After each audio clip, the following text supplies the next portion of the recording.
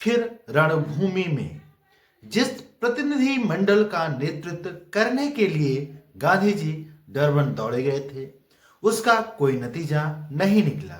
British विदेश सचिव उपनिवेशों का दौरा भारतीयों की शिकायतें सुनने के लिए नहीं, बल्कि यूरोपियों को खुश करने के लिए कर रहा था, जिनसे उसे 3.5 करोड़ स्टर्लिंग का तोहफा मिलने की उम्मीद थी। लेकिन गांधी जी इतनी आसानी से टलने वाले नहीं थे। उन्होंने चैम्बरलेन का पीछा ट्रांसवाल तक किया, जो अब बोअर युद्ध के बाद ब्रिटेन का एक उपनिवेश बन चुका था। उन्होंने पहले ट्रांसवाल का दौरा किया, तब था जब वे पहले पहले दक्षिण अफ्रीका में पहुंचे थे। उन्हें पता था कि नस्ली दंभ के लिए बदनाम बोअर शासन के अंतर्गत भारतीयों की दशा नेटाल से भी बुरी थी। लेकिन अब जबकि वह उपनिवेश ब्रिटिश प्रशासन में था, उन्हें उम्मीद थी कि उनके देशवासियों के कष्ट काफी कम हो जाएंगे। उन्हें यह विश्वास था कि अंग्रेज हाल के युद्ध में भारतीयों की स्वैच्छिक सेवा को भुला नहीं सकते थे। लेकिन यह जानकर उनको धक्का लगा कि अपमानजनक प्रतिबंध कम होना तो दूर, अब और भी कड़े और क्षोभजनक बनने वाले थे। उन्हें धक्का लगा और दुख हुआ, मगर मोहभंग नहीं हुआ। अंग्रेजों की न्याय की भावना और औचित्यपूर्ण व्यवहार में तथा साम्राज्य के श्रेष्ठ और महान उद्देश्यों में उनकी आस्था अभी भी बहुत गहरी थी। अगर सच्चाई के बारे में अंग्रेजों की आंखें खुल सके तो वे निश्चित ही अपने को सुधारेंगे। इस बीच भारतीयों का मनोबल बनाए रखना और उसे मजबूत बनाना जरूरी था। वे डरबन में भारतीय समुदाय की फौरी पुकार पर जब 1902 के अंत में जल्दी में मुंबई से चले थे, तब उन्हें पूरी आशा थी कि कोई 1 बरस में वे घर लौटकर अपने परिवार से मिल सकेंगे, जिसे उन्हें पीछे छोड़ना पड़ा था। लेकिन जैसे जैसे दिन गुजरते गए, उन्हें पता चला कि समस्या आसान होने की बजाय और कठिन होती जा रही है और संघर्ष का क्षेत्र भी फैल रहा था। नस्ली भेदभाव का गंदा पानी तेजी से फैल रहा था और दक्षिण अफ्रीका में उनके देशवासियों के सम्मान और सुरक्षा भाव को पूरी तरह डुबो देने के खतरे पैदा कर रहा था। इस खतरे के सामने रहते हुए चालाक भला जहाज को बेसहारा कैसे छोड़ सकता था। इसलिए गांधी जी ने अपने स्थान पर बने रहने का फैसला किया। इस बार उन्होंने जोहान्सबर्ग में अपना घर और दफ्तर बनाया, जहां उन्होंने सर्वोच्च न्यायालय में एक वकील के रूप में खुद को नाम दर्ज कराया। अब ट्रांसवाल में उनकी मौजूदगी की फौरी जरूरत थी, जहां टकराव तेजी से बढ़ता जा रहा था। गांधी जी हमेशा रणभूमि के बीच में रहना पसंद करते थे। इस प्रकार उस ईश्वर द्वारा विस्मृत क्षेत्र में उनका तीसरा पड़ाव और जिहाद आरंभ हुआ, जहां उन्हें अपना ईश्वर प्राप्त हुआ। इस बार उन्हें कुछ खास मानना नहीं पड़ा। वे पहले से ही जनता के ध्येय से जुड़े हुए थे, ना ही उन्हें किसी प्रतिधारण शुल्क का आश्वासन चाहिए था। वे एक समर्थ और ईमानदार वकील के रूप में पहले से ही अपने समुदाय के बीच प्रतिष्ठित थे। जल्द ही उनके पास इतना काम आ गया जो अकेले उनके बस में या उनके बस से बाहर था। डरबन की तरह जोहान्सबर्ग में भी उनकी गतिविधियां बहुमुखी थी।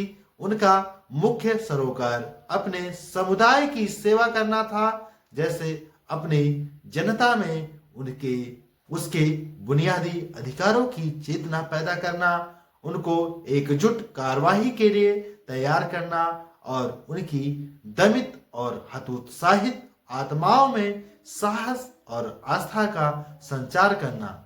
कानूनी पेशा उनके लिए महज अपने ध्येय को जारी रखने की शक्ति बनाए रखने का साधन था। लेकिन उनके घर और दफ्तर हालांकि ट्रांसवाल में थे, मगर वे नेटाल के व्यापक तर भारतीय समुदाय के हितों को अनदेखा या उपेक्षित नहीं कर सके। नतीजा यह हुआ कि अब उनको पहले के मुकाबले कहीं बहुत बड़े क्षेत्र पर ध्यान देना पड़ रहा था। जिन श्रोताओं उन्हें संबोधित करना और समझाना बुझाना पड़ता था, वे न सिर्फ बिखरे हुए थे, बल्कि उनमें भारी अंतर भी पाए जाते थे। इनमें उनके अपने विविधतापूर्ण समुदाय के अलावा दो गोरे समुदाय भी शामिल थे। ब्रिटिश नौकरशाहों की शासक जाति तथा चिड़चिड़े और नस्ली दंभ के शिकार बोअर, जो पुराना हिसाब बराबर करने के लिए बुलबुला कुलबुला रहे थे। उनका अपना समुदाय भी बिखरा हुआ और असंगठित था, जिसमें अनेक स्तर थे और अनेक राग अलापने वाले थे। इतने व्यापक और विविधतापूर्ण श्रोतागण से वे घनिष्ठ और निरंतर संपर्क कैसे बनाकर रखे? वे इसी दुविधा में थे कि 1903 में उनके पास डरबन से एक बहुभाषी साप्ताहिक पत्र आरंभ करने का प्रस्ताव आया। उन्होंने प्रस्ताव का समर्थन किया। इस प्रकार साप्ताहिक इंडियन ओपिनियन का जन्म हुआ, जो अंग्रेजी, गुजराती, हिंदी और तमिल 4 भाषाओं में छपता था। गांधी जी न पूरी तरह इसके स्वामी थे और न इसके औपचारिक संपादक थे, फिर भी संपादन करने और खर्च उठाने दोनों का मुख्य जिम्मेदारी उन्हीं पर आई। उन्होंने दूसरे हर एक कार्य को जिस तरह हाथ में लिया था, उसी तरह बहुत गंभीरता के साथ उन्होंने उसे भी हाथ में लिया। उन्होंने पत्रकारिता की बाहरी अनुशासन, नियमों और तकनीकियों ही नहीं, बल्कि पेशे की भावना को भी स्वीकार किया। मैंने इंडियन ओपिनियन के पहले माह में भी महसूस किया कि सेवा पत्रकारिता का एकमात्र उद्देश्य होना चाहिए। समाचार पत्र एक महान शक्ति होते हैं, मगर जिस तरह पानी की एक उच्छृंखल धारा पूरे गांव को डुबा देती है और फसलें तबाह कर देती है, उसी प्रकार एक अनियंत्रित लेखनी भी मात्र विध्वंस का कारण बनती है।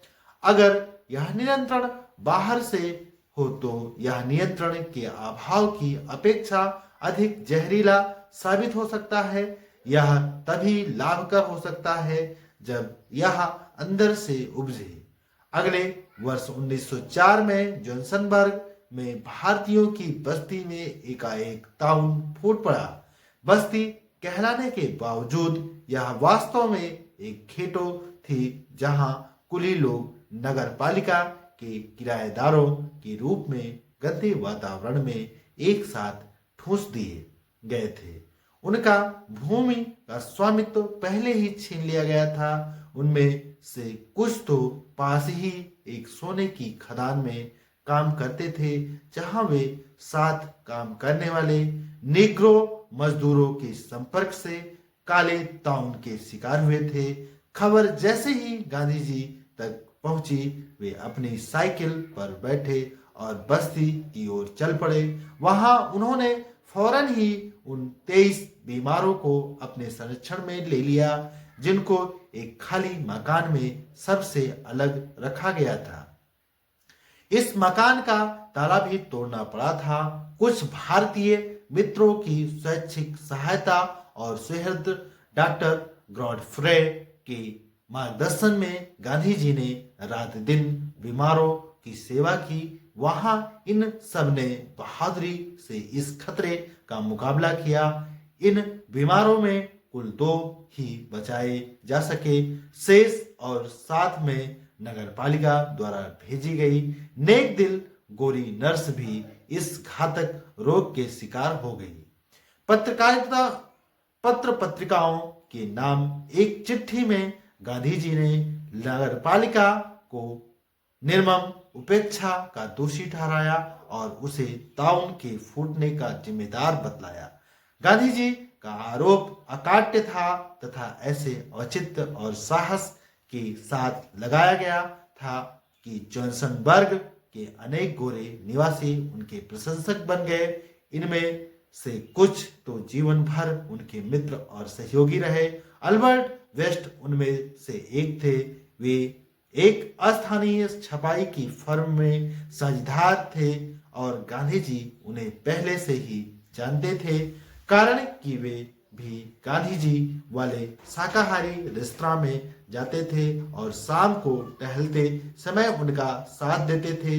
जब बेस्ट ने ताउन की खबर सुनी तो फौरन उन्होंने मरीजों की सेवा शुश्रूषा में सहायता देने की कोशिश की या देने की पेशकश की, लेकिन गांधी जी उन्हें किसी अनावश्यक जोखिम में नहीं डालना चाहते थे। इसलिए उन्होंने कहा कि वेस्ट इसकी बजाय डरबन जाए और इंडियन ओपिनियन को संभाले। वेस्ट इस पर राजी हो गए और अगले दिन डरबन के लिए चल पड़े।